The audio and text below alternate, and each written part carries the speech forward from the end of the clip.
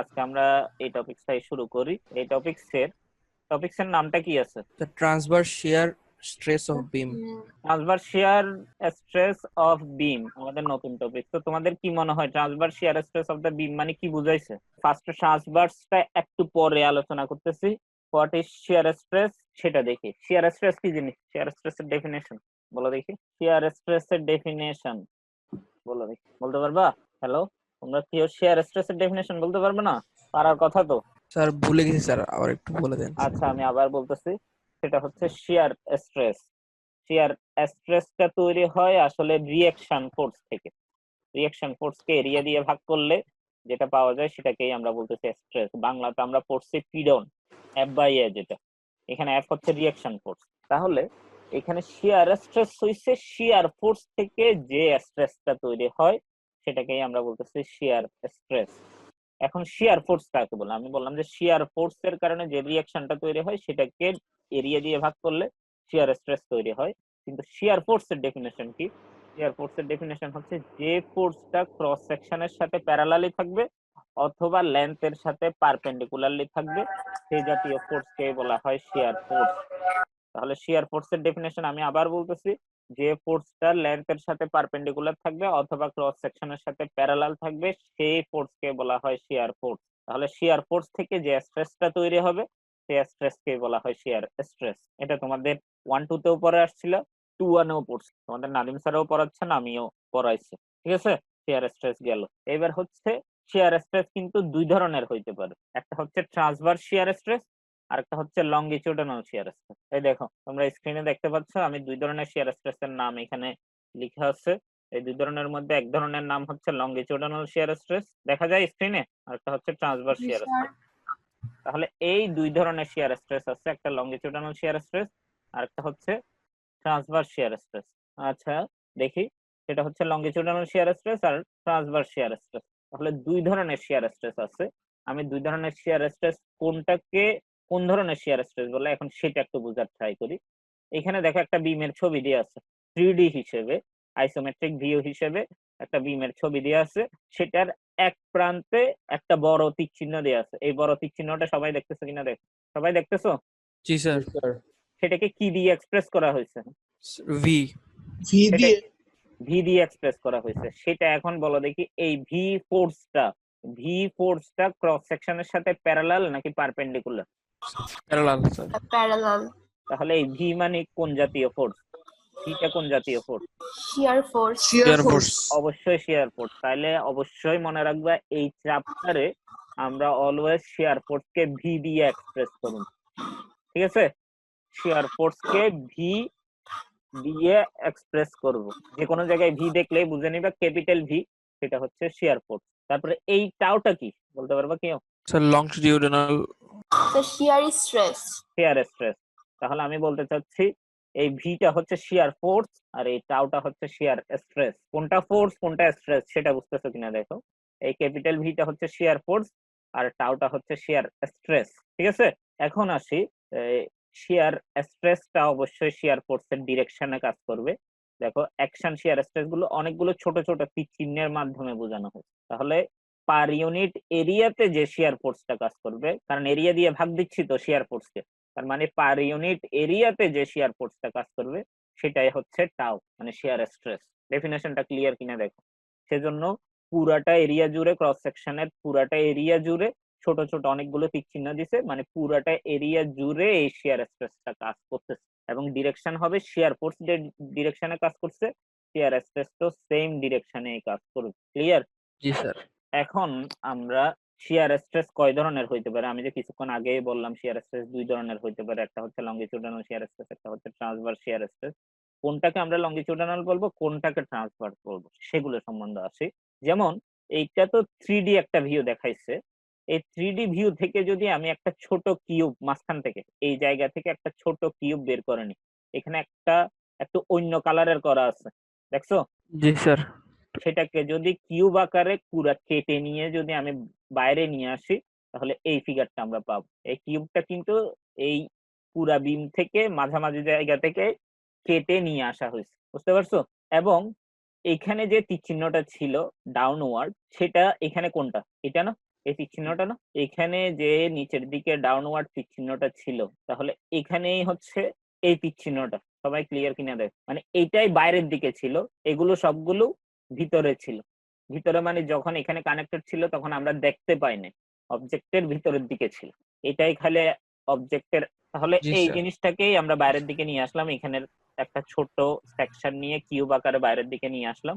আমি এখান থেকে ছোট একটা কিউব কেটে নিলাম, কেটে নিয়ে বাইরে আঁকলাম। বাইরে এঁকে আঁকার পরে সেখানে একটা ছোট কিউব পাইলাম। সেই কিউবের কয়টা তল আছে বল? 6টা। কিউবের 6টা তল আছে। এই 6টা তলে কি কি ধরনের ফোর্স কাজ করবে সেটা আমরা দেখতে চাচ্ছি। 6টা তলের মধ্যে বাইরের দিকে যে তলটা ছিল, মানে এই তলটা কিন্তু বাইরের দিকে ছিল। দেখো এখান থেকে সরাসরি নিয়ে এসে এখানে রাখা হয়েছে। এই বাইরের দিকের তলটাতে ফোর্সটা কোন দিকে কাজ করতেছে? এখানে নিচের দিকে নিচের না? দিকে স্যার। জি এটা স্যার। ফোর্স না, যদিও স্ট্রেসটা কোন দিকে কাজ করতেছে? নিচের দিকে। তাহলে স্যার। দেখো এখানেও সেজন্য এটা নিচের দিকেই দেওয়া হয়েছে এবং এটাকে টাও দিয়ে এক্সপ্রেস করা হয়েছে, মানে এখানে যেটা টাও ছিল এখানেই সেটা হলো এখানে। ঠিক আছে, এই টাওটা কোন দিকে কাজ করছে? নিচের দিকে নিচের স্যার। দিকে। এখন এখানে কিন্তু একটা 3D ভিউ আকারে এটা দেখানো হয়েছে, 3D ভিউ আকারে দেখানো হয়েছে, দেখতেছো কিনা দেখো, এখানে কিন্তু 3D ভিউ আকারে এটা দেখানো হয়েছে। তাহলে আমি যদি এটাকে 2D ভিউ আকারে দেখাই তাহলে কি ধরনের হবে? এটা ডাউনওয়ার্ড কোনটার জন্য আসছে? এটা ডাউনওয়ার্ড হওয়ার কারণে। এই সারফেস আর এই সারফেস কিন্তু সেম তলটা, এই সারফেস দুইটা সেম, সেজন্যই এটাতে ডাউনওয়ার্ড কাজ করছে। এখন দেখো আমি যদি 2D টা আঁকি, 2D তে আমি যদি এই পাশ থেকে দেখি তাহলে কি দেখবো? এটা কি কিউব দেখবো নাকি কি দেখবো? কিউবটাকে যদি আমি এই পাশ থেকে দেখি, স্যার রেক্টেঙ্গেল দেখা যাবে। রেক্টেঙ্গেল দেখবো নাকি অন্য কিছু দেখবো? একটু চিন্তা করো তো। স্কয়ার দেখবো স্যার। স্কোয়ার দেখবো, স্কোয়ার দেখবো। তাহলে আমি স্কোয়ারটা আঁকলাম, যদিও আমার স্কোয়ার হচ্ছে না, একটু রেক্টেঙ্গেল টাইপের হয়ে যাচ্ছে। তাহলে এই স্কোয়ারটা দেখবো, ঠিক আছে? জি স্যার। এই পাশ থেকে দেখলে এটা যে নিচের দিকে কাজ করতেছে কোন দিকে? এটা কি ডানে নাকি বামে? যদি আমি এই পাশ থেকে দেখি, স্যার স্যার ডানে। ডানে স্যার। ডানে। তাহলে ডানে এটার নিচের দিকে কাজ করতেছে। এতদূর বুঝছো কিনা দেখো। স্যার তাহলে ইকুইলিব্রিয়ামের জন্য বামেরটা কোন দিকে কাজ করবে? স্যার উপরে আপওয়ার্ড স্যার। আপওয়ার্ড কাজ করবে অবশ্যই। তাহলে আমি তোমাদের একটা জিনিস 1 2 তে পড়াই আসছিলাম, দুইটা ফোর্সের ভ্যালু যদি সেম হয়, যেমন এটার ভ্যালু হচ্ছে টাউ, এটা ফোর্স না যদিও, এটা স্ট্রেস, স্ট্রেস থেকে তো একটা ফোর্স জেনারেট করবেই, জি স্যার। এটাও হচ্ছে টাউ, দুইটাই হচ্ছে টাউ। একটা উপরের দিকে কাজ করতেছে, একটা নিচের দিকে কাজ করতেছে, দুইটার মধ্যে কিন্তু একটা ডিসটেন্স আছে। জি স্যার। তাহলে দুইটা ফোর্স যদি সেম ভ্যালু হয়, তারা যদি অপোজিট ডিরেকশনে কাজ করে এবং তাদের মধ্যে লাইন অফ অ্যাকশন যদি ডিফারেন্স হয়, লাইন অফ অ্যাকশন ডিফারেন্স হওয়া মানে তাদের মধ্যকার একটা ডিসটেন্স থাকবে, লম্ব দূরত্ব থাকবে একটা, তাহলে সেই সিস্টেমটাকে কি বলে মনে আছে? পড়াইছিলাম কিন্তু, সেটাকে কাপলিং সিস্টেম বলে, জি মানে স্যার। যেটা ঘুরতে থাকবে। কাপল ফোর্স। জি স্যার।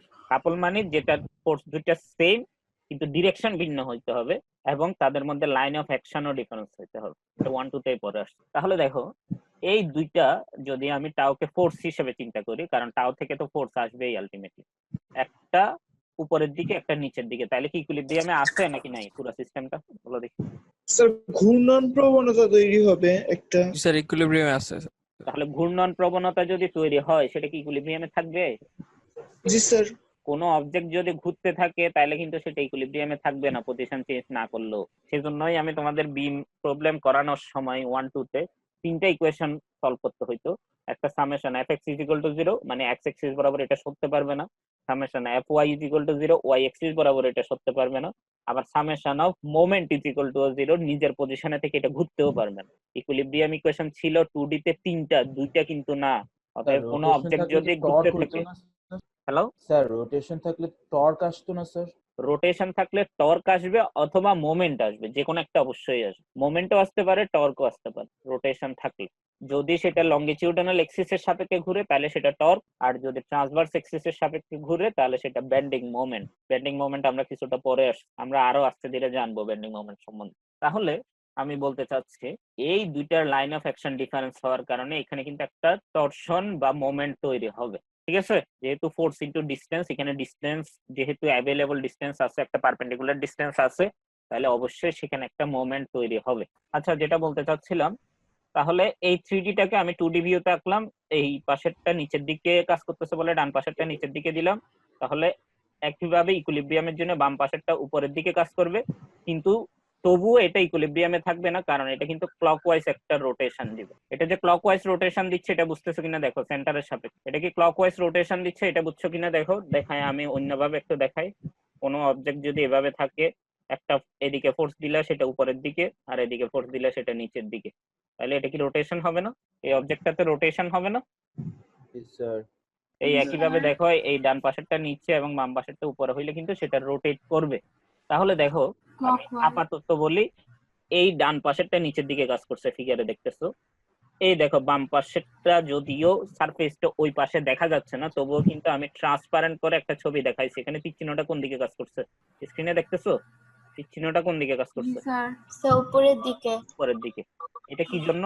কারণ ডান পাশেরটা নিচে কাজ করলে ইকুইলিব্রিয়ামের জন্য বাম পাশেরটা উপরেই কাজ করতে হবে, নাহলে তো সামেশন অফ fy 0 হবে না।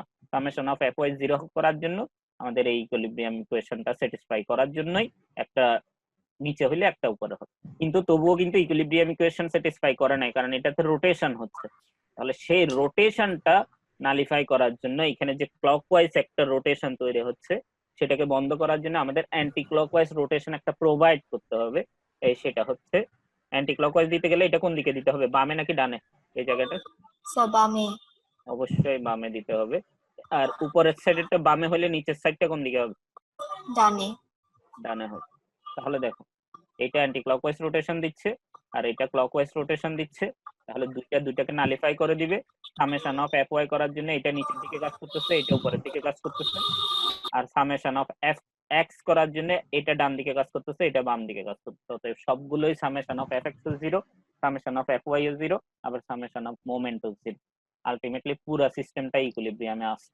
জিনিসটা বুঝছো কিনা দেখো, ক্লিয়ার? স্যার তাহলে একইভাবে সেজন্যই দেখো এটা কোন দিকে দিছে, এটা কোন সাইডে?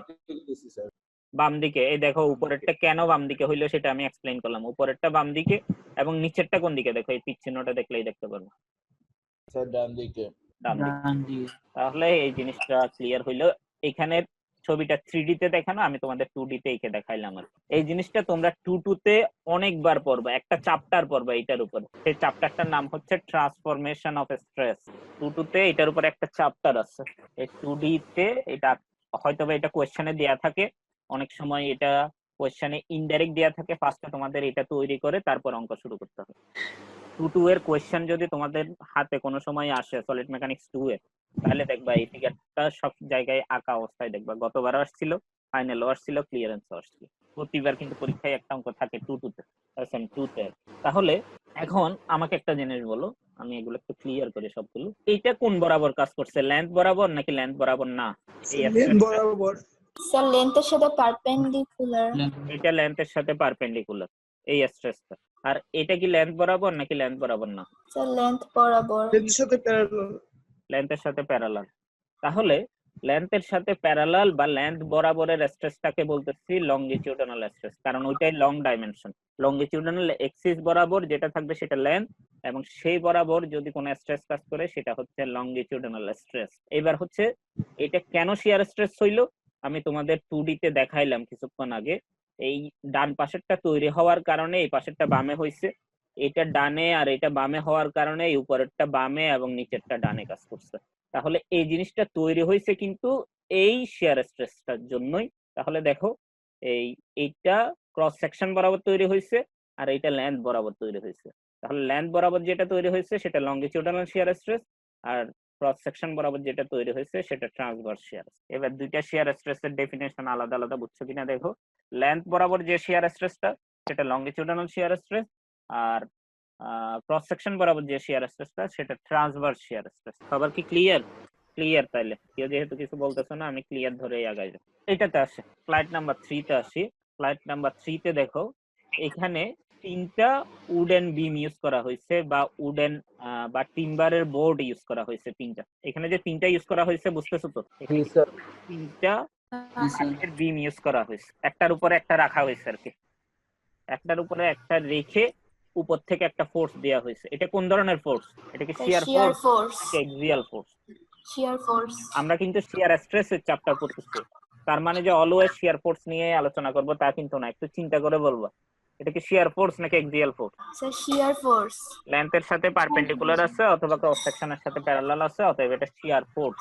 ঠিকই আছে, শিয়ার ফোর্স। এখানে দেখো তিনটা যে তিনবার ইউজ করা হয়েছে, এই তিনটাই যখন আমি উপর থেকে একটা ফোর্স দিলাম সেখানে কোন ধরনের মোমেন্ট তৈরি হবে, পজিটিভ বেন্ডিং বা পজিটিভ মোমেন্ট নাকি নেগেটিভ মোমেন্ট, এটা আমার ফার্স্ট চ্যাপ্টারে ছিল। তোমাদের কারো মনে আছে কিনা বললো, না মনে থাকলে আমি আবার রিভিউ করতেছি। পজিটিভ একজনে বললো পজিটিভ, কেন বললা পজিটিভ? স্যার স্যাগিং হচ্ছে তাই। স্যাগিং Sagging, হচ্ছে জি, সেই স্যার। জন্য। স্যার নিচের দিকে টেনশন। তাহলে নিচের দিকে টেনশন, সেটা তো আমি পজিটিভ মুভমেন্ট হইলে বুঝতে পারবো। তাহলে ফার্স্টে পজিটিভ মুভমেন্ট বুঝতে পারবো কিভাবে? সেটা ডিফ্লেক্টেড শেপ দেখে। আমি তোমাদের বলছিলাম স্যাগিং শেপের হইলে মানে স্মাইল ফেসের মতো হইলে সেটা পজিটিভ মুভমেন্ট, আর হগিং শেপের হইলে বা স্যাড ফেসের মতো হইলে সেটা নেগেটিভ মুভমেন্ট। এটা দিয়ে তোমাদের বলছিলাম ডিফ্লেক্টেড শেপের উপরে। তাহলে এটা যদি নিচের দিকে প্রেসার দিই, নিচের দিকে যদি ফোর্স দিই আর কি আমি, তাহলে এটা ডিফ্লেক্ট করতেছে এইভাবে। তাহলে স্মাইল ফেসের মতো তৈরি হচ্ছে, কিন্তু এটা ডিফ্লেক্ট করবে এইভাবে, যদিও একটু বাঁকা হচ্ছে। তাহলে স্মাইল ফেসের মতো তৈরি হচ্ছে, তাহলে এটা হচ্ছে পজিটিভ বেন্ডিং তৈরি হবে। তাহলে পজিটিভ বেন্ডিং যেহেতু তৈরি হয়েছে, এটা বোঝাই যাচ্ছে উপরে কম্প্রেশন হবে, নিচে কি হবে? নিচে কি হবে? Tension sir. টেনশন হবে। এখানে যে তিনটা টিম্বার রাখা হয়েছিল একটার উপরে একটা, সবগুলোর লেন্থ কিন্তু ছিল সেম, সবগুলোর লেন্থ ছিল সেম। তাহলে দেখো উপরের টিম্বারটা নিয়ে চিন্তা করি, উপরের টিম্বারটা স্যাগিং শেপে ডিফ্লেক্ট করছে। তাহলে উপরের টিম্বারের উপরের অংশটা টেনশনে আছে নাকি কম্প্রেশনে আছে? উপরের টিম্বারের উপরের অংশটা স্যার কম্প্রেশন। Compression. কম্প্রেশনে, আর উপরের টিম্বারের নিচের অংশটা টেনশন স্যার। টেনশনে। মাঝখানের টিম্বারের উপরের অংশটা কম্প্রেশন স্যার। Compression. কিসে আছে? Compression. কম্প্রেশনে আছে। আর মাঝখানের টিম্বারের নিচের অংশটা টেনশনে আছে। Tension sir. Tension. একদম নিচের টিম্বারের উপরের অংশটা কম্প্রেশন স্যার। কম্প্রেশনে আছে, একদম নিচের টিম্বারের নিচের অংশটা টেনশনে আছে। টেনশন, জি স্যার। তাহলে দেখো প্রত্যেকটা বোর্ডেই এখানে ইন্ডিভিজুয়াল আলাদা আলাদা বিম হিসেবে বিহেভ করতেছে। এবং আমি একটা পাশের চিত্রটা থেকেই এক্সপ্লেইন করি। যেমন দেখো এই জয়নিং এ কোন কোন টিম্বার কানেক্ট হয়েছে, একদম উপরেরটা আর মাঝখানেরটা। সবাই ক্লিয়ার কিনা দেখো, এই জয়নিং এ এই জয়নিং লাইনটাতে উপরের টিম্বার এবং মাঝখানের টিম্বার কানেক্ট হয়েছে। তাহলে উপরের টিম্বারে এই প্লেনে কি কাজ করতেছে? এই জায়গায় টেনশন স্যার। টেনশন, আর মাঝখানের টিম্বারটাতে স্যার কম্প্রেশন। কম্প্রেশন। তাহলে কম্প্রেশন মানে টুয়ার্ডস দ্য অবজেক্ট আর টেনশন মানে অ্যাওয়ে ফ্রম দ্য অবজেক্ট। তাহলে দেখো এই উপরের টিম্বারের নিচের অংশটাতে অ্যাওয়ে ফ্রম দ্য সেন্টার কাজ করতেছে না, সেন্টারটা তো মাঝখানের দিকে, মাঝখান থেকে বাইরের দিকে আসছে না তীর চিহ্নগুলো, তাহলে এটাতে টেনশন কাজ করছে। কিন্তু মাঝখানের যে টিম্বারটা সেটাতে কিন্তু সেন্টারের দিকে গেছে তীর চিহ্নগুলো, তাহলে এগুলো কম্প্রেশন কাজ করতেছে, এটা কিন্তু ভিতরের দিকে কাজ করতেছে। তাহলে দেখো দুইটার জয়নিং এ একটা বাইরের দিকে যাইতে চাচ্ছে, একটা ভিতরের দিকে যাইতে চাচ্ছে, তাহলে এখানে একটা ফ্রিকশনের মতো তৈরি হবে না? ফ্রিকশনের মতো তৈরি হবে, এটা কি বুঝতেছো কিনা দেখো। জি স্যার। এবং ফ্রিকশনের মতো তৈরি হয়ে কি হবে দেখো, এই অংশটা ছোট হয়ে গেছে আর এই অংশটা বড় হয়ে গেছে, কারণ এটার নিচের অংশতে টেনশন কাজ করছে, এটার উপরের অংশতে মানে মাঝখানের টিম্বারের উপরের অংশতে কম্প্রেশন, আর উপরের টিম্বারের নিচের অংশতে টেনশন। তাহলে দেখো সেজন্যই এখানে দেখো নিচের অংশটা একটু বড় আর উপরের অংশটা একটু ছোট হয়ে গেছে। এটা বাম পাশেও দেখা যাচ্ছে, ডান পাশেও দেখা যাচ্ছে, বুঝছো কিনা দেখো। সবগুলোর লেন্থ কিন্তু সেম ছিল, সেম থাকলে তো উপরের টিম্বারটা যত দূর যাচ্ছে নিচের টিম্বারটাও তত দূর যাওয়ার কথা, আসলে কিন্তু তত দূর যাচ্ছে না। নিচের টিম্বারের উপরের অংশ কম ডিস্টেন্স যাচ্ছে আর উপরের টিম্বারের নিচের অংশটা একটু বেশি ডিস্টেন্স যাচ্ছে, মানে এটা লেন্থ একটু বেড়ে গেছে টেনশনের কারণে, বুঝতেছো? এই এইজ গুলো দেখলে আমরা ইজিলি বুঝতে পারি। এই ডান ডান পাশের এইজ অথবা বাম পাশের এইজ যে কোনো একটা দেখলেই তোমরা ইজিলি বুঝতে পারতেছো নিচের অংশটা ইনক্রিজ হয়েছে, এখানের উপরের অংশটা কমে গেছে। এবং তাদের জয়নিং প্লেনে একটাতে টেনশন একটাতে কম্প্রেশন কাজ করার কারণে একটা ফ্রিকশন জেনারেট হচ্ছে, সেটাই হচ্ছে আমাদের শিয়ার স্ট্রেস, কারণ শিয়ার ফোর্স দেওয়ার কারণেই এটা তৈরি হয়েছে। তাহলে শিয়ার ফোর্স দেওয়ার কারণে যেহেতু স্ট্রেসটা তৈরি হয়েছে, তাহলে ওইটা শিয়ার স্ট্রেস। তাহলে আমাকে বলো দেখি ওই ফ্রিকশনটা কোন ধরনের শিয়ার স্ট্রেস, বা ওই ফ্রিকশনটা কাজ করতেছে কোন বরাবর? লেন্থ বরাবর, স্যার লেংথ বরাবর। সাথে পারপেন্ডিকুলার। লেংথ বরাবর। লেন্থ বরাবর হইলে কোন ধরনের শিয়ার স্ট্রেস? ওইটা লংজিটিউডাল। লংগিটিউডানাল শিয়ার স্ট্রেস। এবং আরেকটা জিনিস, লংগিটিউডানাল শিয়ার স্ট্রেস এবং ট্রান্সভার্স শিয়ার স্ট্রেস এর ভ্যালু কিন্তু অলওয়েজ সেম হবে, কারণ ট্রান্সভার্স শিয়ার স্ট্রেস থেকেই লংগিটিউডানাল শিয়ার স্ট্রেসটা তৈরি হয়। আমি আগের ফিগারে বা আগের স্লাইডে এটা বুঝাই আসছি, সবগুলো ভ্যালু এই কিন্তু সেম হবে। তাহলে এখানে লংগিটিউডানাল শিয়ার স্ট্রেস তৈরি হয়েছে এবং ট্রান্সভার্স শিয়ার স্ট্রেসটা ক্রস সেকশনের সাথে প্যারালালি কাজ করবে, এটাও কিন্তু টাও এই হবে। এখানে টাও ম্যাক্স দিয়ে প্রকাশ করছে, মানে ম্যাক্সিমামটা বোঝানোর জন্য। এখন দেখো আমি অন্যভাবে সেটা একটু এক্সপ্লেইন করতেছি। এই তিনটা কাঠের বোর্ড যদি আমি গ্লু দিয়ে আটকাই দিই, ডান পাশের লেখা আছে কি দিয়ে আটকানো, গ্লু দিয়ে আটকাই দিলে এই তিনটা টিম্বার বিমে তখন আলাদা আলাদা টিম্বার বিম হিসেবে বিহেভ না করে পুরাটাই একটা টিম্বার বিম হিসেবে কাজ করবে। দেখো এখন আগে যে এখানে ডানে এবং বামে আনডিউলার একটা সারফেস ছিল, স্মুথ সারফেস ছিল না, এখন দেখো সেটা কিন্তু স্মুথ সারফেস, একটা বিম হিসেবে বিহেভ করছে, বুঝতেছো কিনা দেখো। জি স্যার। তাহলে এই এদের মাঝখানে যে ফ্রিকশন তৈরি হচ্ছিল সেটা রেজিস্ট করতেছে কে, সেটাকে বাধা দিচ্ছে কে? Sir glue. গ্লু বাধা স্যার দিচ্ছে। গ্লু দিয়ে লাগাই দিলে কি হবে স্যার? গ্লু দিয়ে লাগাই দিলে পুরোটাই একটা বিম হিসেবে বিহেভ করবে, মানে পুরোটাই একটা কাঠের বিম হিসেবে বিহেভ করবে, যেটা আলাদা আলাদা তিনটা কাঠের বিম হিসেবে বুঝাবে না। তিনবার দিয়ে কানেক্ট হয়ে গেলে তো পুরোটা একটা হয়ে গেল, আলাদা আলাদা নাই তো, আর একসাথে হয়ে গেল তো, পুরোটা একটা কাঠের বিমের মতো বিহেভ করবে। এবং এখানে যে ফ্রিকশনাল ফোর্স গুলো কাজ করতেছিল তাদের জয়নিং এ, সেটাকে রেজিস্ট করতেছে কে? এখানে যে গ্লু গুলো দেওয়া হয়েছিল এই গ্লু গুলোই শিয়ার স্ট্রেসটাকে রেজিস্ট করতেছে, সেজন্যই রেজিস্ট করতে পারতেছে বলেই কিন্তু ফুল একটা বিম হিসেবে বিহেভ করতেছে। যদি রেজিস্ট করতে না পারতো ওই জায়গায় গ্লুটা ভেঙে যাইতো, বা গ্লু এর ইফেক্টটা চলে যাইতো, বা গ্লু লাগাইয়ে কোনো লাভ হয় নাই মতো হয়ে যাইতো। যদি গ্লু এর ইফেক্ট চলে যাইতো আবার তখন আলাদাভাবে বিহেভ করা শুরু করতো। তাহলে এমন ভাবে গ্লুটা দিতে হবে যাতে ওই যে স্ট্রেসটা তৈরি হচ্ছে সেটা যাতে রেজিস্ট করতে পারে। ধরো তোমাদের ধরো এই কাঠের টিম্বার বানাইতে হচ্ছে, কোনো এক জায়গায় ধরো হাইটের দিক থেকে তোমাদের ফিল আপ হচ্ছে না, তুমি অন্য একটা কাঠ দিয়ে জয়েন দিয়ে হাইটটা ফিল আপ করতে চাচ্ছ, তাহলে গ্লু দিয়ে আটকাও বা প্যারেক দিয়ে আটকাও, বা ওয়েল্ডিং তো কাঠে করা যায় না, স্টিলে করা যায়, বা ওয়েল্ডিং দিয়ে আটকাও। তাহলে সেটা দিয়ে দেখতে হবে তোমার যে ধরনের শিয়ার স্ট্রেস ওখানে তৈরি হচ্ছিল সেটাকে আদৌ রেজিস্ট করতে পারে কিনা। রেজিস্ট করতে না পারলে তো ওই ম্যাটেরিয়াল দিয়ে লাভ নাই। অতএব এগুলো কিন্তু তোমাদেরকে অ্যানালাইসিস করে বের করে কি পরিমাণ গ্লু দিতে হবে, বা কি পরিমাণ প্যারেক কত স্পেসিং পর পর ইউজ করতে হবে, কি পরিমাণ ওয়েল্ডিং করতে হবে, সবগুলো কিন্তু তোমাদের ওইভাবে বের করে ক্যালকুলেশন করে বের করে নিতে হবে। এই টাইপের অঙ্কগুলো আমি করাবো। ওয়েল্ডিং, তারপরে বোল্ট অথবা প্যারেক, এগুলো সম্বন্ধে আরো ডিটেলস আলোচনা করব। আরেকটা জিনিস, আমরা এসএম ল্যাবে এবং সলিড মেকানিক্সে আমি একটা অ্যাজাম্পশন করছিলাম, সেটা হচ্ছে নেভিয়ার অ্যাজাম্পশন। নেভিয়ার অ্যাজাম্পশন হচ্ছে plane section remains plane after bending, এই টাইপের একটা জিনিস পড়ছিলাম। তাহলে আমি একটু রিভিউ করি। সেটা হচ্ছে উপরের ফিগারটাতে একটা ক্যান্টিলিভার বিম আছে। হোয়াট ইজ ক্যান্টিলিভার বিম তোমরা কি চিনো? এক প্রান্ত আটকানো থাকে, এক প্রান্ত ফিক্স সাপোর্ট দিয়ে আটকানো, অন্য প্রান্ত কিন্তু ফ্রি থাকবে। এবং এখানে ফ্রি যে জায়গায় সেই জায়গায় একটা শিয়ার ফোর্স দেওয়া হয়েছে, ভি দিয়ে এক্সপ্রেস করা হয়েছে, মানে শিয়ার ফোর্স। আমি তোমাদের কিছুক্ষণ আগেই বলছিলাম, যেখানে যেখানে ক্যাপিটাল ভি দেখবা বুঝে নিবা এটা শিয়ার ফোর্স। তাহলে এখানে একটা শিয়ার ফোর্স কাজ করছে এবং ভার্টিক্যালি নিচের দিকে, এবং এখানে বিমটাকে অনেকগুলো গ্রিডে ভাগ করা হয়েছে, মানে লাইন টেনে টেনে অনেকগুলো ছোট ছোট স্কোয়ারে ভাগ করা হয়েছে। এরপর কি করা হয়েছে, একটা শিয়ার ফোর্স দেওয়া হয়েছে। এই শিয়ার ফোর্স দেওয়ার কারণে সেটা কি ধরনের ভাবে ডিফ্লেক্ট করবে সেটা নিচে দেওয়া আছে, ডিফ্লেক্টটা এভাবে করে করবে। তাহলে দেখো এখানে যে স্কোয়ার গুলো ছিল সেগুলো কি ডিফ্লেক্টেড শেপে আর স্কোয়ার আছে, একটু এঁকে বেঁকে গেছে না লাইনগুলো? জি স্যার। তাহলে দেখো এখানে ক্রস সেকশনটা যে প্লেন একটা ক্রস সেকশন ছিল, এখানে তো ক্রস সেকশনটা কার্ভ হয়ে গেছে। তাহলে কি নেভিয়ার অ্যাজাম্পশন মানতেছে ব্যান্ড করার পরে প্লেন সেকশনটা কিন্তু প্লেন নাই আর, কিন্তু নেভিয়ার বলে গেছেন কি প্লেন সেকশনটা প্লেনেই থাকবে। তাহলে নেভিয়ার অ্যাজাম্পশনটা স্যার মাঝখানে আপনার মাঝখানে শোনা যায়নি স্যার। আমি আবার বলতেছি, তাইলে নেভিয়ার অ্যাজাম্পশন ছিল প্লেন সেকশনটা প্লেনেই থাকবে, প্লেন সেকশনটা প্লেনেই থাকবে। কিন্তু আমরা দেখলাম যে লোড দেওয়ার কারণে বা ব্যান্ডিং দেওয়ার কারণে, এটা কিন্তু ব্যান্ড করছে শিয়ার ফোর্স দেওয়ার কারণে, শিয়ার ফোর্স দেওয়ার কারণে যে ব্যান্ড করছে সেটাতে এই প্লেন সেকশনটা কিন্তু আর প্লেন নাই, এটা কার্ভ হয়ে গেছে। তাহলে কি নেভিয়ার অ্যাজাম্পশন ফলো করছে? স্যার মাঝখানে অনেক কথা স্যার মাঝখানে নেভিয়ারের কথাটা শুনে নেই স্যার। নেভিয়ার অ্যাজাম্পশন আমি আবার বললাম তো তোমাদের, প্লেন সেকশনটা প্লেনেই থাকবে, মানে এটা একটা প্লেন সেকশন না, ক্রস সেকশনটাতে একটা প্লেন, একটা প্লেনে কাজ করছে, আর এটা কিন্তু কার্ভ হয়ে গেছে। তাহলে প্লেন সেকশনটা কি প্লেন আছে ব্যান্ডিং হয়ে যাওয়ার পরে? না স্যার। না স্যার। নাই। কিন্তু নেভিয়ার বলে গেছিলেন কি প্লেন সেকশনটা প্লেনেই থাকবে ব্যান্ডিং দেওয়ার পরে। তাহলে নেভিয়ার অ্যাজাম্পশনটা কিন্তু আসলে অ্যাকুরেট না, কিন্তু আমরা নেভিয়ার অ্যাজাম্পশনটাকে অ্যাকুরেট ধরে আগাবো।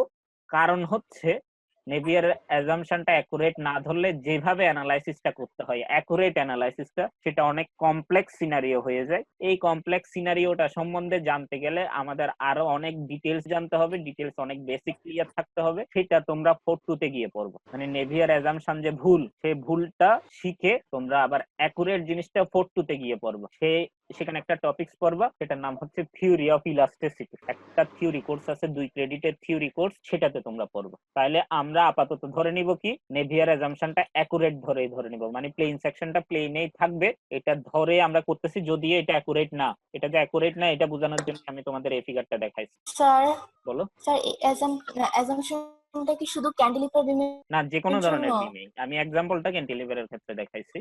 যদি তোমার সিম্পলি সাপোর্টেড বিম হয়, সেটা তো ক্রস সেকশনটা সেমই থাকবে বলে আমরা করব, আসলে কিন্তু সেম থাকে না, কিছুটা হইলেও চেঞ্জ হয়। ঠিক আছে, ক্যান্টিলিভারের ক্ষেত্রে এটা একটু বেশি হয়, সিম্পলি সাপোর্টেড বিমের ক্ষেত্রে হয়তো একটু কম হয়। ক্যান্টিলিভারের ক্ষেত্রে এটা একদম স্পষ্ট বোঝা যায়, সেজন্যই আমি ক্যান্টিলিভারের এক্সাম্পলটাই তোমাদের দেখাইলাম। ঠিক আছে, এইবার আসি, আমাদের একটা ইকুয়েশনের ডিরাইভেশন আছে, শিয়ার স্ট্রেস এর ইকুয়েশন আর কি। এই ইকুয়েশনটা আমি তোমাদের ফার্স্ট লেকচারে পড়াইছি, tau is equal to VT over IT, কোনটা দ্বারা কি বোঝায় সেগুলোও পড়াইছি।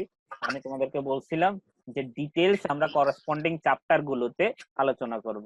আমি কিন্তু ফার্স্ট লেকচার দিছিলাম একদম আমার টপিকস যতগুলো আছে সবগুলো সম্বন্ধে জেনারেল কিছু নলেজ দিছিলাম। ফার্স্ট স্লাইডটা দেখো, লেকচার 1 যেটা, আর লেকচার 2 ছিল symmetric bending of homogeneous beam, আর লেকচার 3 ছিল symmetric bending of composite beam. ঠিক আছে, লেকচার 1টা কিন্তু একটা কমন জিনিস ছিল, অতএব লেকচার 1ও এগুলো সম্বন্ধে আলোচনা করছি, তবুও আমি কিন্তু এখানে ডিটেইলস আলোচনা করতেছি, অতএব মনে না থাকলেও আমাদের সমস্যা হবে না। তাহলে দেখি, ডিরাইভ দা, এইটা পরীক্ষায় অনেক সময় আসে, derive the expression of shear stress tau is equal to Vt over It where the symbols have their usual meaning। এভাবেই থাকে। এখন কোনটা দ্বারা কি বোঝাচ্ছে? টাও মানে কি? টাও দ্বারা কাকে বোঝানো হয়েছে বলো দেখি? Shear stress sir. Shear stress, V দিয়ে, এটা ক্যাপিটাল ভি।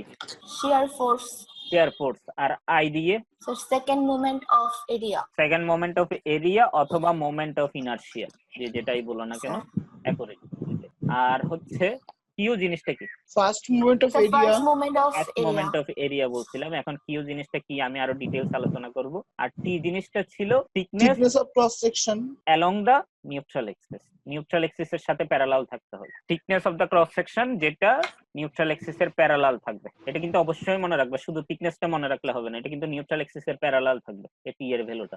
আমি আরো ডিটেইলস এক্সপ্লেইন করতেছি, দেখো এই থিওরি গুলো একটু পড়ে নিবা, এবং কোনো জিনিস না বুঝলে আমাকে বলবা। আমি থিওরিতে যা আছে সেগুলো মৌখিক ভাবেই বলি। যেমন ধরো এখানে একটা বিম দেয়া আছে, এই বিমের উপরে একটা ভেরিইং লোড কাজ করছে, ইউনিফর্মলি ভেরিইং লোড না, ভেরিইং লোড ইউনিফর্মলি হইলে তো একটা স্ট্রেট লাইন হইতো, মানে ট্রায়াঙ্গুলার হইতো, এটা কিন্তু ট্রায়াঙ্গুলার না। একটা ভেরিইং লোড কাজ করছে, একবার বাড়ছে একবার কমছে, এবং ইনক্রিজ বা ডিক্রিজের রেটটা কিন্তু সেম না, সেটাকে ডব্লিউএক্স দিয়ে এক্সপ্রেস করা হয়েছে। আর কিছু কনসেন্ট্রেটেড ফোর্স কাজ করছে, সেগুলো হচ্ছে F1 আর F2, আর কিছু কনসেন্ট্রেটেড মোমেন্ট কাজ করছে, সেগুলো হচ্ছে M1 এবং M2।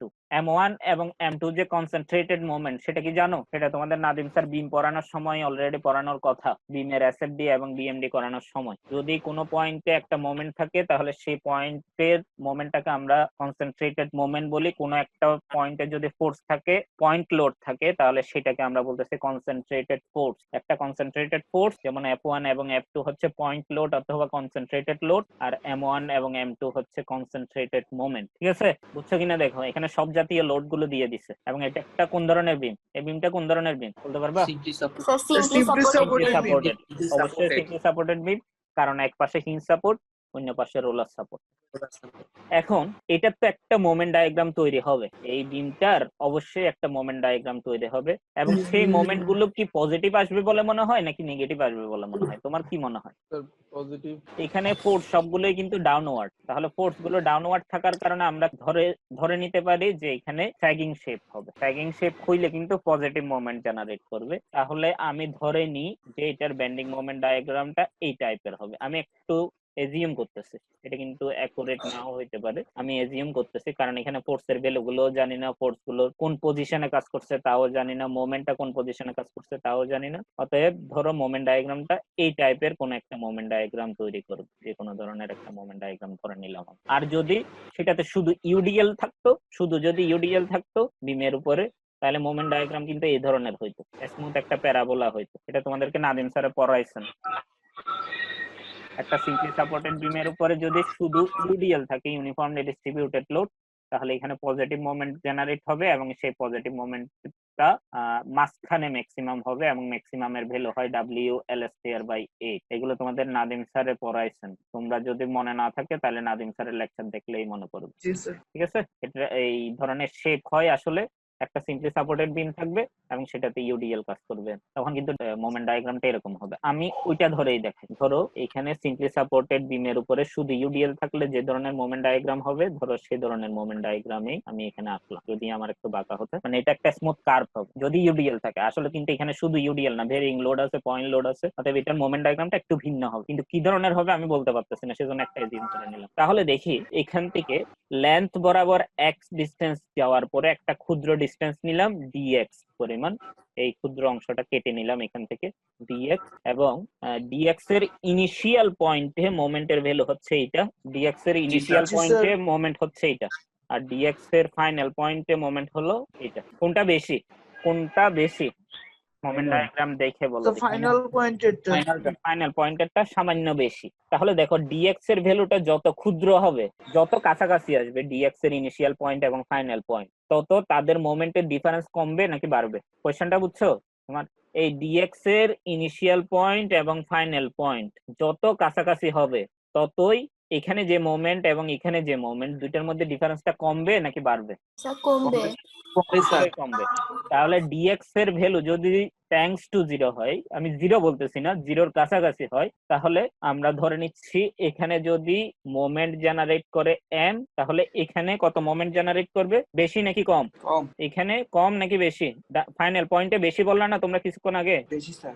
অবশ্যই বেশি জেনারেট করবে। তাহলে এখানে যদি মোমেন্ট জেনারেট করে m, এখানে আমরা ধরে নিচ্ছি মোমেন্ট জেনারেট করবে m প্লাস dm, মানে ক্ষুদ্র পরিমাণ মোমেন্ট ইনক্রিজ হবে, সেজন্য dm দিয়ে এক্সপ্রেস করা হয়েছে। এখানে লেখা আছে দেখো, এক পাশে m তৈরি হবে, আরেক পাশে m প্লাস dm তৈরি হবে, মানে এইসব জিনিসেই ওখানে লেখা আছে। আমি যেগুলো এক্সপ্লেইন করতেছি সেসব জিনিসই তোমাদের থিওরিতে লেখা আছে। তাহলে দেখো এই পাশে m হচ্ছে, এই পাশে m প্লাস dm হচ্ছে, দুইটাই কি পজিটিভ মোমেন্ট নাকি নেগেটিভ মোমেন্ট? কোনটা? দুইটাই কিন্তু পজিটিভ মোমেন্ট। তাহলে পজিটিভ মোমেন্টে টেনশন কোন দিকে, কম্প্রেশন কোন দিকে? হ্যালো, পজিটিভ মোমেন্টে কম্প্রেশন কোন দিকে, টেনশন কোন দিকে, সেটাই জিজ্ঞেস করলাম। স্যার কম্প্রেশন উপরে, টেনশন নিচে। কম্প্রেশন উপরে, টেনশন নিচে।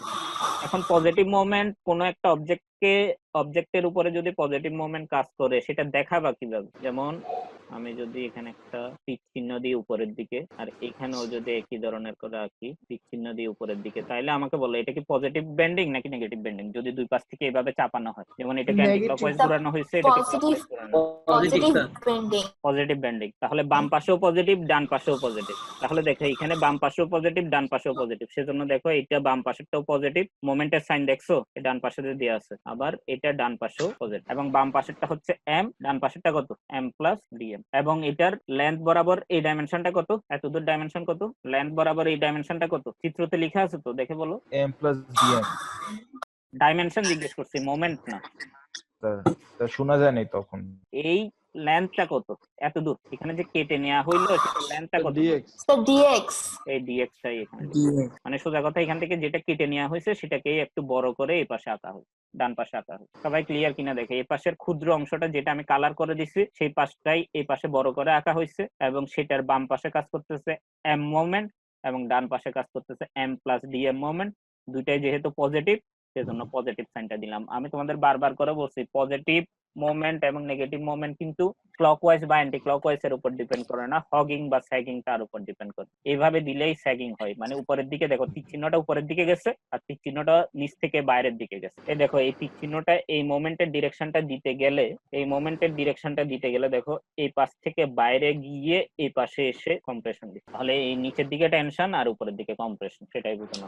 তাহলে এই তোমাদের ক্লকওয়াইজ এবং অ্যান্টি ক্লকওয়াইজ সাইনটা দিতে গেলে তোমাদের একটু বুঝে দিতে হবে, পজিটিভ মোমেন্টের জন্য কিভাবে দিচ্ছ, নেগেটিভ মোমেন্টের জন্য কিভাবে দিতে হবে, এগুলো একটু ক্লিয়ার রাখার ট্রাই করো কনসেপ্টগুলো, ঠিক আছে? তাহলে দেখো এখানে তৈরি হয়েছে যে মোমেন্টটা, সেটা কোন ধরনের মোমেন্ট? বেন্ডিং মোমেন্ট না? বেন্ডিং মোমেন্ট ডায়াগ্রাম থেকেই তো আমরা পাইলাম এটা।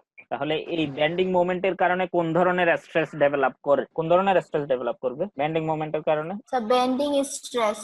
বেন্ডিং স্ট্রেস কাজ করে। বেন্ডিং স্ট্রেসটা কোন ধরনের স্ট্রেস? নরমাল স্ট্রেস নাকি shear sir stress? Normal stress. Normal স্ট্রেসকে কি দিয়ে এক্সপ্রেস করা হয়? স্যার সিগমা দিয়ে। সিগমা দিয়ে। এই কারণেই দেখো এখানে সিগমা দিয়ে এক্সপ্রেস করা হয়। তাও দিলেই ভুল হবে, কারণ তাওতে তৈরি হয় শিয়ার স্ট্রেস, কিন্তু বেন্ডিং স্ট্রেসটা নরমাল স্ট্রেস।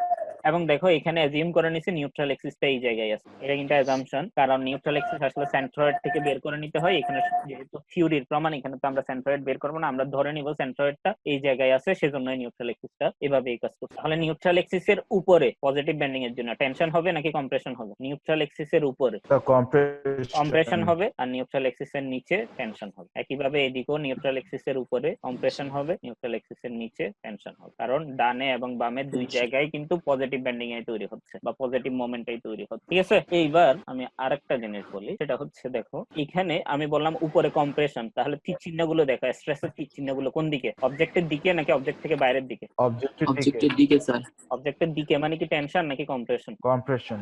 তাহলে আমরা Compression. যেটা কনসেপ্ট জানি সেটার সাথে কি মিলতেছে নাকি মিলতেছে না? মিলতেছে। উপরের দিকে কম্প্রেশন হওয়ার কথা নিউট্রাল এক্সিসের উপরে, এবং টুয়ার্ডস দা অবজেক্ট আছে, তার মানে কম্প্রেশন। এখানেও কিন্তু একই ধরনের, টুয়ার্ডস দা অবজেক্ট তার মানে কম্প্রেশন। এখানে হচ্ছে নিউট্রাল এক্সিসের নিচে, এটাতে অ্যাওয়ে ফ্রম দা অবজেক্ট তীর চিহ্নগুলো, এটা তো অ্যাওয়ে ফ্রম দা অবজেক্ট তীর চিহ্নগুলো, তার মানে টেনশন ঠিকই আছে। এখন আমরা আরেকটা জিনিস বেন্ডিং স্ট্রেস এর চ্যাপ্টারটাতে ফর্মুলা ডিরাইভ করছিলাম, সিগমা ইজ ইকুয়াল টু কত ডিরাইভ করছিলাম, কারো কি মনে আছে? মনে না থাকলে আমি আবার বলতেছি।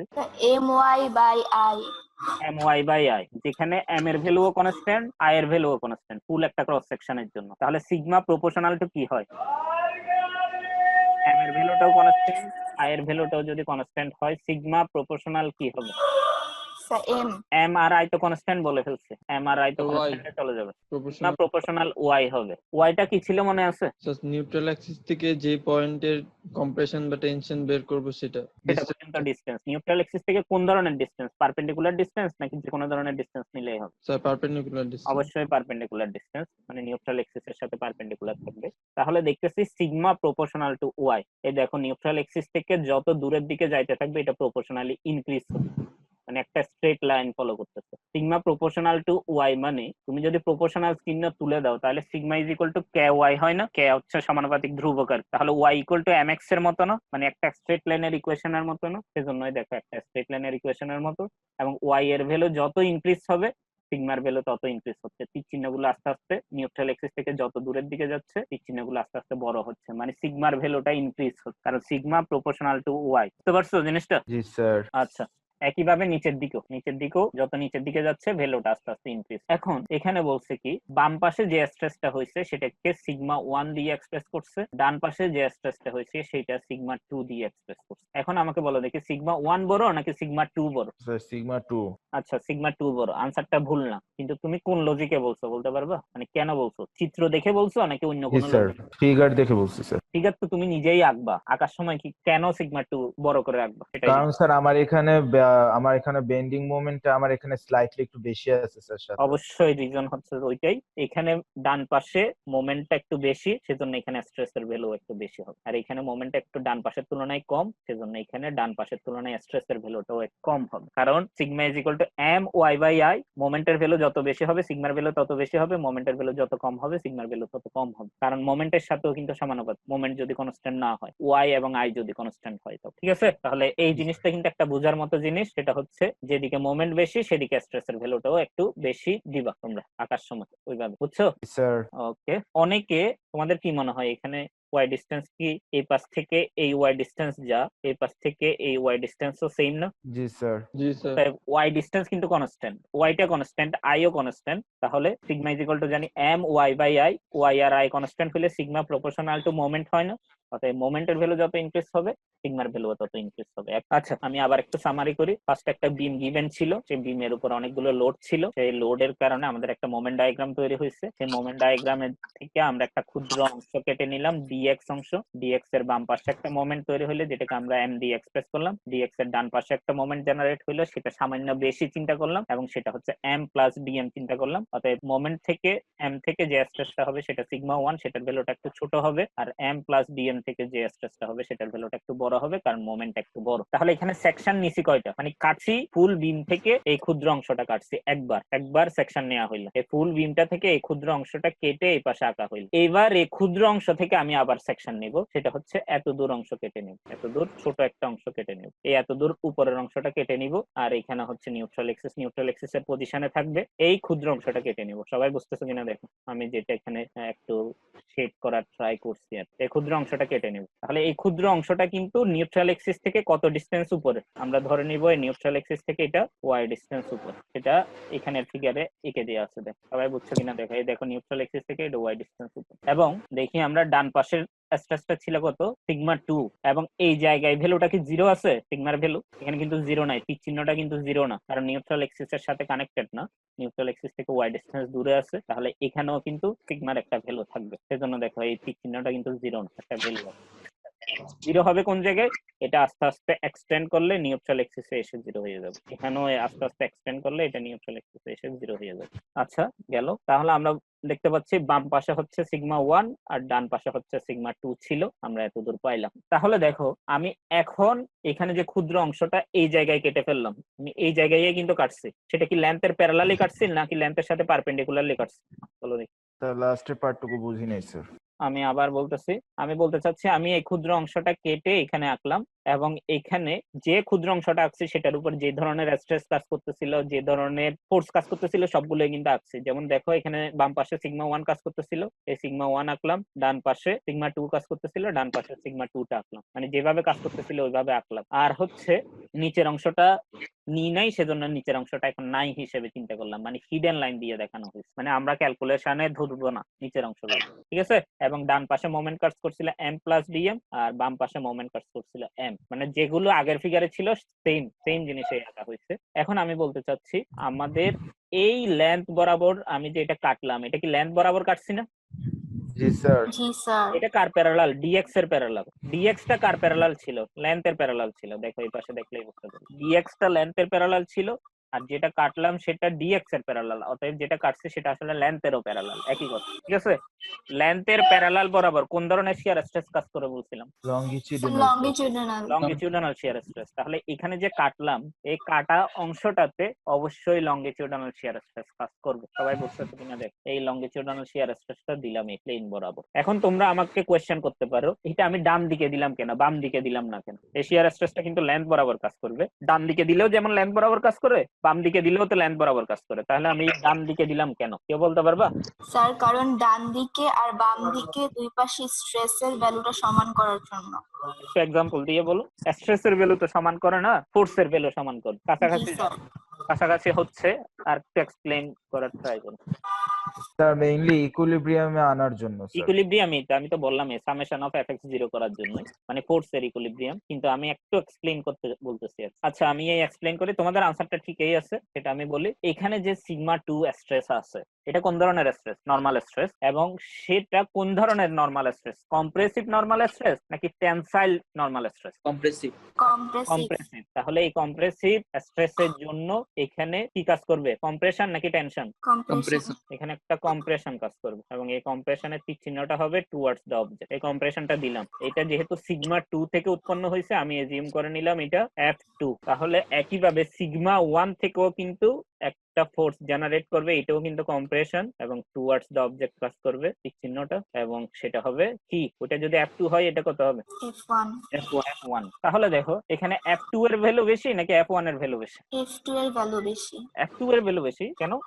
বলে দেন স্যার। স্যার কম্প্রেসিভ স্ট্রেস বেশি হলে তো ফোর্স বেশি হবে না? ওইটাই রিজন, স্ট্রেস বেশি হলে ফোর্সও বেশি হবে। এখানে সিগমা 2 টা বড় ছিল, সিগমা 1 ছোট ছিল, অতএব সিগমা 2 থেকে যে ফোর্সটা আসবে সেই ফোর্সের ভ্যালু অবশ্যই সিগমা 1 থেকে যে ফোর্স আসবে সেই ফোর্সের থেকে বেশি হবে।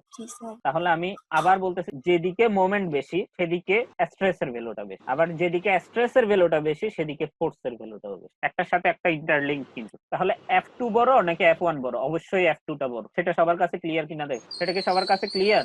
জি স্যার। f2 টা বড়।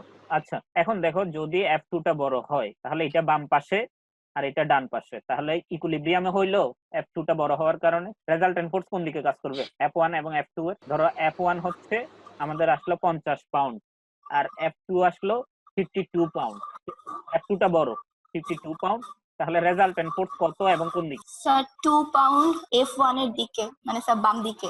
f1 এর দিকে না তো, f1 তো ডান দিকে কাজ করছে। স্যার বাম দিকে কাজ করবে। বাম দিকে কাজ করবে। তাহলে ইকুইলিব্রিয়ামের জন্য আমাদের শিয়ার স্ট্রেসটা ডান দিকে দিতে হবে। এই জিনিসটা ক্লিয়ার কিনা দেখো। তোমরা এটাই বলছিলে, ইকুইলিব্রিয়ামের জন্যই বলছিলা, তবুও আমি একটু ডিটেইলস এক্সপ্লেইন করে বললাম। এখন সবার কাছে ক্লিয়ার কিনা দেখো এক্সপ্লেনেশনটা। ডান পাশের ফোর্সটা বড়, সেটা বাম দিকে কাজ করতেছিল F2, আর F1টা একটু ছোট, তাহলে ইকুইলিব্রিয়ামে দেখা যাচ্ছে মেইনটেইন করতে গেলে বাম পাশেরটা একটু বেশি হয়ে যাচ্ছে, সেটাকে ইকুয়াল করার জন্য ডান পাশে দেওয়া হয়েছে শিয়ার স্ট্রেসের ভ্যালু। সবাই ক্লিয়ার? জি স্যার। আচ্ছা, এখন দেখি শিয়ার স্ট্রেসটা যে জায়গায় কাজ করতেছে সেই জায়গার লেন্থ বরাবর ডাইমেনশনটা কত। এই ডাইমেনশনটা কত? এতদূর। এটা তো লেন্থের প্যারালাল ভাবে কাটা হয়েছে। এই ডাইমেনশনটা কত? নিচে দেয়া আছে কত? dx dx। এখন এই শিয়ার স্ট্রেসটা যে জায়গায় কাজ করতেছে সেই জায়গায় আমি, এটা তো 2D প্লেন দেখতেছি, মানে ভিতরের দিকে, স্ক্রিনের ভিতরে বা স্ক্রিন থেকে বাইরের দিকে যে প্লেনটা আছে সেটার ডাইমেনশনটা দেখতে চাচ্ছি। সেটার ডাইমেনশনটা কিন্তু এখানে দেওয়া আছে, দেখো এই ডাইমেনশনটাই কিন্তু আমরা দেখতেছিলাম, মানে আমি এই পাশ থেকে ভিউটা দেখতেছিলাম। এই পাশ থেকে ভিউ দেখলে আমি কিন্তু ডিএক্স পার্টটা দেখতে পারবো। এই ডিএক্স পার্টটাই দেখতে পাচ্ছিলাম। সবাই বুঝতেছো কিনা দেখো। আমি এই ডিএক্স পার্টটা দেখতেছি আসলে এই পাশ থেকে দেখতেছি বলে এই শুধু ডিএক্স পার্টটা দেখতেছি, আর কিছু দেখতেছি না। এবং নিউট্রাল এক্সিস থেকে এই উপরের ডিসটেন্সটা ছিল টপ পর্যন্ত ওয়াই টপ, সেটা এই পাশেই দেখানো আছে। নিউট্রাল এক্সিস থেকে একদম টপ পর্যন্ত ডিসটেন্স হচ্ছে ওয়াই টপ। তাহলে আমি এই পাশ থেকে দেখতেছি, তাহলে এই ডিসটেন্সটা ডিএক্স, আর এই ডিসটেন্সটা কত এখান থেকে এত দূর। এটা হচ্ছে আমার স্ক্রিনের সাথে, এটা এখানে দেখা যাচ্ছে না, মানে স্ক্রিনের সাথে পারপেন্ডিকুলারলি আছে আর কি। এই ভ্যালুটা কত, এই ডাইমেনশনটা কত, এটা কি নিউট্রাল এক্সিস এর সাথে প্যারালাল না, এবং এটা ক্রস সেকশনে থাকবে। এটা কিন্তু লেন্থ বরাবর থাকবে না, এটা কিন্তু ক্রস সেকশন বরাবর থাকবে। সেটাই হচ্ছে আমাদের, যেটাকে আমরা টি দিয়ে প্রকাশ করে, অনেকে থিকনেস না বলে উইথও বলে সেটা, ঠিক আছে। অনেক বইতে সেটাকে থিকনেস না বলে উইথও বল। তাহলে এই উইথটা অবশ্যই অবশ্যই কোন দিকে থাকবে, নিউট্রাল এক্সিস এর প্যারালাল হবে এবং ক্রস সেকশনের উপরে হবে। তাহলে এটা বুঝছো কিনা দেখো, এটা কেন টি হইলো আমাদের ফর্মুলাতে, যেটা আমরা টি দিয়ে এক্সপ্রেস করছি। স্যার থিকনেসটা একটু আবার বলতেন স্যার। আমি থিকনেসটা আবার বলতেছি। যেমন দেখো, এটা হচ্ছে লেন্থ বরাবর, মানে এই বরাবর জিনিসটা ছিল, এখান থেকে এই ক্ষুদ্র অংশ ডিএক্সটা কেটে নেওয়া হয়েছে। এরপরে আমরা কাটছি কি, শুধু এই উপরের অংশটা, এই এত দূর উপরের অংশটা কেটে নিলাম, এত দূর উপরের অংশটা কেটে নেওয়া হইলো। এখন কিন্তু এই নিচের অংশটা নাই, এই নিচের এই পার্টটুকু নাই। তাহলে আমাদের শিয়ার স্ট্রেসটা কাজ করছে এই প্লেনে, এই জায়গায়, এই ক্ষুদ্র একটা রেক্টেঙ্গেল, বটমে যে রেক্টেঙ্গেলটা আছে, মানে যে জায়গায় তুমি কাটছো আর কি, ওই জায়গায়। আমি একটু শেডেড করে বা কালার করে দেখানোর ট্রাই করতেছি। যেটা কালার করা হয়েছে এই রেক্টেঙ্গেল এরিয়াটাতেই তোমার শিয়ার স্ট্রেসটা কাজ করতেছে। তাহলে রেক্টেঙ্গুলার ডাইমেনশনের এখান থেকে এত দূর ডাইমেনশন, এই ভ্যালুটা কত, এত দূর ডাইমেনশনের লেন্থ কত, এটা হচ্ছে ডিএক্স, ঠিক আছে। আর বলছিলাম এই জিনিসটা কি, এই প্লেনটা কি ক্রস সেকশন না? জি স্যার। এই ক্রস সেকশনের উপরে একটা নিউট্রাল এক্সিস আছে। এই নিউট্রাল এক্সিস এর প্যারালালে যে ডাইমেনশনটা পাবা, কাটার যে অংশটা, কাটা অংশটার মধ্যে নিউট্রাল এক্সিস এর প্যারালাল যে ডাইমেনশনটা ক্রস সেকশনের উপরে, সেটাই হবে তোমাদের width of the required section, অথবা রিকোয়ার্ড ডাইমেনশন, অথবা থিকনেসও বলতে পারো। সেটাকে উইথও বলা হয় অথবা থিকনেসও বলতে পারো। সেটাকে অনেক বইতে টি দিয়ে এক্সপ্রেস করা, অনেক বইতে বি দিয়ে এক্সপ্রেস করা, স্মল বি দিয়ে এক্সপ্রেস করা। আমি এখানে কি দিয়ে এক্সপ্রেস করছি, তোমাদের টি দিয়ে এক্সপ্রেস করা, এখানে ফর্মুলার ডিরাইভেশনে টি দিয়ে এক্সপ্রেস করা, অতএব আমাদের এটা টি দিয়ে এক্সপ্রেস করতে হবে। মানে তোমাদের যদি ফর্মুলার ডিরাইভেশনে বলে, ফর্মুলার ডিরাইভেশনটা দেখাও ভি কিউ ওভার আইবি, তাহলে কিন্তু বি দিয়ে এক্সপ্রেস করতে হবে। আর যদি তোমাদের বলে ভি কিউ ওভার আইটি, তাহলে টি দিয়ে এক্সপ্রেস করতে হবে। বিভিন্ন বইতে বিভিন্নটা দিয়ে দেয়া, ঠিক আছে। এবং সেটা কেন আমরা টি বুঝতে পারলাম, যে জায়গায় কাটা যাবে সেই জায়গায় কিন্তু আমরা দুইটা ডাইমেনশন পাইলাম, একটা হচ্ছে ডিএক্স আর একটা হচ্ছে টি, এবং টিটাই হচ্ছে ক্রস সেকশনের উপরে এবং নিউট্রাল এক্সিস এর সাথে প্যারালাল, এবং সেটা সে কন্ডিশন হইলে সেটাকেই আমরা বলতেছি টি। আমরা এখানে যেটা টি দিয়ে এক্সপ্রেস করলাম। এখন সবাই ক্লিয়ার কিনা দেখ। আমি এটা সম্বন্ধে আরো ডিটেলস, তোমরা যখন আমি এটার ফর্মুলাটার ইউজ করব তখন আরো ডিটেলস জানতে পারবো। আপাতত এতদূর মনে রাখো, টি হচ্ছে নিউট্রাল এক্সিস এর প্যারালাল। আপাতত এতদূর মনে রাখো, আমরা আরো ডিটেলস যখন অঙ্ক করব তখন দেখবো। আপাতত এতদূর মনে রাখো, টি হচ্ছে নিউট্রাল এক্সিস এর প্যারালাল হবে এবং ক্রস সেকশনের উপরে থাকবে, এবং যে জায়গায় কাটা গেছে ওই জায়গায় বের করতে হবে। এই তিনটা কন্ডিশন মনে রাখতে হবে। যে জায়গায় কাটা গেছে ওই জায়গার ডাইমেনশনটা নিতে হবে, এবং সেটা নিউট্রাল এক্সিস এর প্যারালাল হবে, এবং সেটা ক্রস সেকশনের উপরেই থাকবে। সেই ডাইমেনশনটাকেই আমরা এখানে টি দিয়ে এক্সপ্রেস করতেছি। তাহলে আমাকে বলো দেখি, এটার এরিয়াটা কত? এই আমি যে একটু কিছুক্ষণ আগে শেডেড করলাম একটা রেক্টেঙ্গেলের মতো, এটার এরিয়াটা কত বলতে পারবা? স্যার ডিএক্স ইনটু টি।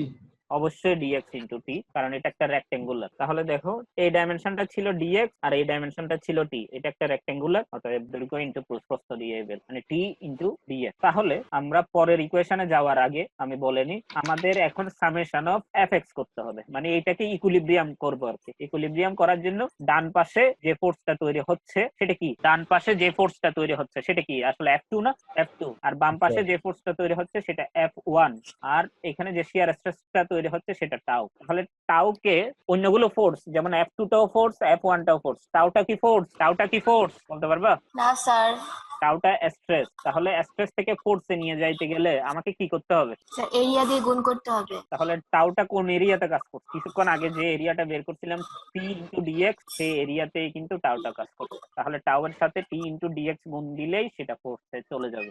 তাহলে আমাদের ইকুইলিব্রিয়াম ইকুয়েশন হবে, যদি আমি ডান পাশে পজিটিভ ধরি তাহলে F1 মাইনাস F2 প্লাস কত, প্লাস কত বলো, কত? Sir tau into into T area. Into dx. Tau into T into dx, ওইটাই। এই দেখো এটা হচ্ছে আমাদের F1 মানে সিগমা 1 থেকে যে ফোর্স আসছে সেটা, আর এটা হচ্ছে সিগমা 2 থেকে মানে F2, এটা কিন্তু নেগেটিভ সাইডে মানে লেফট সাইডে কাজ করছে, আমি রাইট সাইডে পজিটিভ অ্যাজিউম করছি, আর এটা হচ্ছে টাউ ইনটু টি ডিএক্স, এটাও ডান পাশে সেজন্য পজিটিভ। এখন আমি কিন্তু এই ফিগারে কোন জায়গায় কি, আমি তো তোমাদের বোঝানোর জন্য F2 আর F1 দিছি, আসলে কি F2 এবং F1 কি আমি চিত্রে কোন জায়গায় দেখাইছি? মানে আমার অ্যাকচুয়াল চিত্রটা যে ফিগারটা আঁকা ছিল সেটা কিন্তু F2 এবং F1 কোন জায়গায় দেখায়নি। তাহলে F2 আর F1 এর ভ্যালুটা এখানে সরাসরি বসাই দিছে, মানে আলাদা করে বের না করে সরাসরি বসাই দিছে। কিভাবে করছে? এটা যেহেতু স্ট্রেসটা ভেরি করছে, স্ট্রেস কনস্ট্যান্ট স্ট্রেস না, যদি কনস্ট্যান্ট স্ট্রেস হইতো তাহলে স্ট্রেসকে আমরা এরিয়া দিয়ে গুণ দিলেই ফোর্স পেয়ে যেত। এখানে স্ট্রেসটাও ভেরি করছে এবং এরিয়াটাও কিন্তু কোনো রেগুলার শেপের না, ক্রস সেকশনের এরিয়াটাও কিন্তু রেগুলার শেপের না, মানে রেক্টেঙ্গেল না বা সার্কুলার না, সেজন্য আমরা এরিয়াটা কিন্তু সরাসরি বের করতে পারিনি, ইন্টিগ্রেশন করে বের করতে হবে। সেজন্যই আমাদের হবে সিগমা 2 ইনটু ডিএ, আর এটার ক্ষেত্রে হবে sigma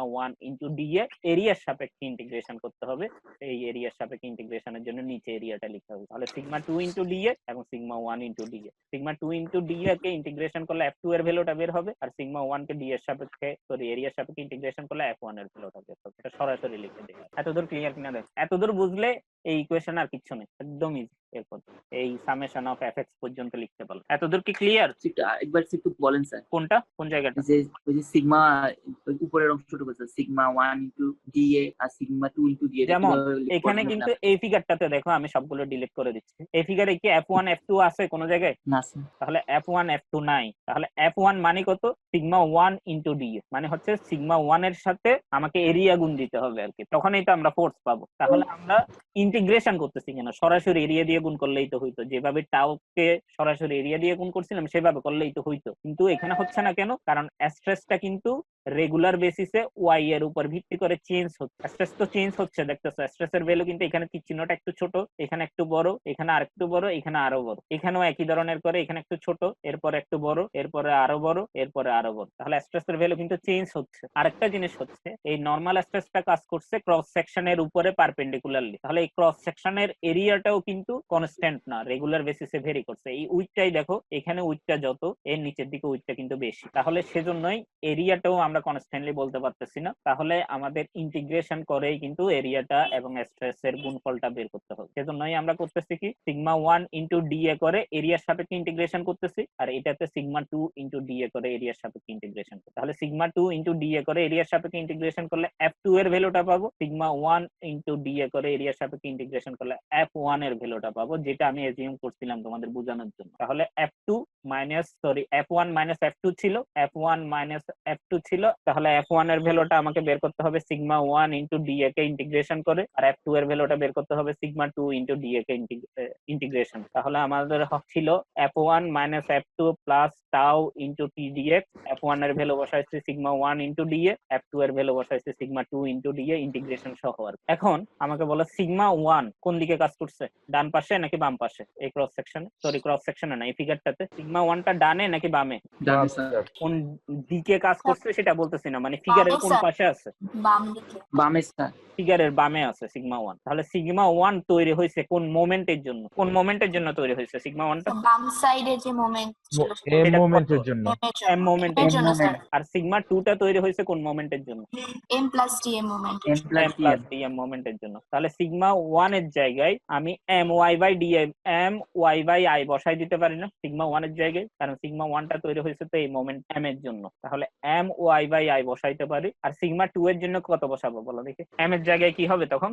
m plus dm sir. M plus DM হবে, সেটাই একটা হচ্ছে এম ওয়াই বাই আই আর এটা হচ্ছে এম প্লাস ডিএম, মানে এম এর জায়গায় এম প্লাস ডিএম হয়ে গেছে ইন্টু ওয়াই বাই আই, ঠিক আছে? আর ডি এটা গুণাকারে ছিল, ডি এটা এখানেও গুণাকারেই আছে, আর টাও ইন্টু টিডিএক্স একই রকমই আছে, কোনো চেঞ্জ নেই। এবার টাও ইন্টু টিডিএক্স টা সমানের এই পাশে রেখে এই দুইটাকে সমানের ওই পাশে নিয়ে গেলাম, সেজন্য এটা প্লাস হয়ে গেছে আর এটা মাইনাস হয়ে গেছে। এবার দেখো এখানে একটা জিনিস গুণ আকারে আছে, যেমন আমি একটা এক্সাম্পল বলতেছি, সবাই একটু শুনো।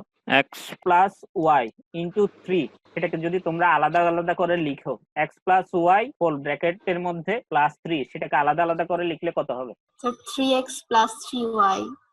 তাহলে ওই জিনিসটাই এখানে করা হয়েছে, আর কোনো জিনিস এখানে কমন নিয়ে আসছে, সেই কমনটাকে আলাদা করা হয়েছে। তাহলে এম এর সাথে একবার ওয়াই গুণ হবে, তাহলে M Y by I into D A, এটা কিন্তু পজিটিভ, তারপরে আবার প্লাস সাইন এই ডিএম এর সাথে করা হয়েছে, DM into Y into D A divided by I, এটাই করা হয়েছে। দেখো দুইটাকে আলাদা করা হয়েছে, আর কোনো কিছু, আর এটা আগের মতো যা ছিল সেটাই আছে। এখন দেখো এই জিনিসটা কিন্তু ডাবল তৈরি হয়ে গেছে। কোন জিনিসটা? এই জিনিসটা এখানে যেমন আগে থেকে ছিল, এখানে একটা নতুন ভাবে আসছে, এটা সেম জিনিস না? দেখো তো, একটা প্লাস একটা মাইনাস, তাহলে কি ক্যান্সেল আউট হয়ে যাবে না দুইটা? জি স্যার। তাহলে থাকতেছে কি? এই জিনিসটাই চলে আসলো, DM into Y divided by I into D A, ঠিক আছে? জি স্যার। এইবার আমরা কি করতেছি, এই লাইন থেকে যখন এই লাইনে যাচ্ছি, দেখো আমি শুধু টাও এর ভ্যালু বের করব, তাহলে টি ইন্টু ডিএক্স দিয়ে আমাকে ভাগ করতে হবে। তাহলে ডিএক্স টা কোন দিকে যাবে? ডিএক্স নিচের দিকে যাবে, এই দেখো ডিএক্স টা নিচের দিকে গেছে, আর টিটা কোন দিকে যাবে? টিটাও কিন্তু নিচের দিকেই গেছে। তারপরে আইটা অলরেডি আগে থেকেই নিচের দিকে ছিল, আইটা আগে থেকেই নিচের দিকে ছিল, আর ডিএমটা আগে থেকেই উপরের দিকে ছিল, আর ওয়াই ডিএটা ইন্টিগ্রেশনের ভিতরে রাখা হয়েছে, কারণ এরিয়ার সাপেক্ষে ইন্টিগ্রেশন, সেটাও উপরের দিকে। তাহলে নিচের লাইনটা চলে আসছে আমাদের ডিএম বাই ডিএক্স, মানে ডিফারেন্সিয়াল অপারেটর গুলো একসাথে লেখা হয়েছে, এটা ইন্টিগ্রেশন করতে হবে এরিয়ার সাপেক্ষে, সেজন্য ডিএটা বের করতে পারিনি। আর এখানে সবগুলোই কিন্তু কনস্ট্যান্ট ভ্যালু, আইটা এরিয়ার উপর মানে ক্ষুদ্র এরিয়ার উপর ডিপেন্ড করে না, টিটাও ডিপেন্ড করে না, আর মোমেন্টটাও ডিপেন্ড করে না, এক্স ডিসটেন্সটাও ডিপেন্ড করে না, মানে ডিএক্স ক্ষুদ্র ডিসটেন্সটাও ডিপেন্ড করে না। তাহলে ডিপেন্ড করে শুধু এরিয়ার উপরে ওয়াইটা, ওয়াই এর উপরে এরিয়াটা ডিপেন্ড করে, সেজন্য ওয়াইটা ভিতরে রাখা হয়েছে। এবং দেখো এখানে এরিয়া ইনটু ডিসটেন্স, কোন জায়গায় কি এরিয়া ইনটু ডিসটেন্স ইউজ করছো তোমরা? কোন জায়গায় কি তোমরা এরিয়া ইনটু ডিসটেন্স ইউজ করছো এই জি পর্যন্ত? স্যার। কোন জায়গায়? স্যার ওই যে মোমেন্ট অফ এরিয়া বের করার জন্য। মোমেন্ট অফ এরিয়া কোন জায়গায় বের করছো সেটাই বলতেছি। স্যার ওই যে সেন্ট্রয়েড বের করার জন্য। সেন্ট্রয়েড বের করার জন্য করছিল, যেমন y bar is equal to ছিল a1 into y1 plus a2 into y2 plus a3 into y3 divided by a1 plus a2 plus a3, সেখানে a1 into y1 মানে এরিয়া ইনটু ডিসটেন্স, সেটাই কিন্তু করছে। এটাকে বলা হয় ফার্স্ট মোমেন্ট অফ এরিয়া, সেটাকে এক্সপ্রেস করা হয় কিউ ডি, এর ডান পাশে লেখা আছে ফার্স্ট মোমেন্ট অফ এরিয়াকে কিউ ডি এক্সপ্রেস করা। আরেকটা জিনিস, মোমেন্টকে যদি লেন্থের সাপেক্ষে ডিফারেন্সিয়েশন করো তাহলে কি পাওয়া যায়? শিয়ার ফোর্স। শিয়ার ফোর্স পাওয়া যায়। এই দেখো এটা কিন্তু এই পাশে লেখা আছে। তাহলে দেখো ডিএম বাই ডিএক্স এর জায়গায় আমি ভি লিখে দিছি, আর ওয়াই ডি এ যেটা ইন্টিগ্রেশন করছি সেটার জায়গায় কিউ লিখছি, আর আইটি টা আগে থেকেই নিচের দিকে ছিল, আইটি টা নিচের দিকেই আছে। তাহলে আমাদের প্রুফ হয়ে গেল ভি কিউ বাই আইটি। সবাই ক্লিয়ার কিনা বল? আরেকটা জিনিস, এই স্লাইডটা আমি একটু ডিটেলস পরে আলোচনা করব, 8 নাম্বার স্লাইডটা। এখন আমি আসি 9 নাম্বার স্লাইডে।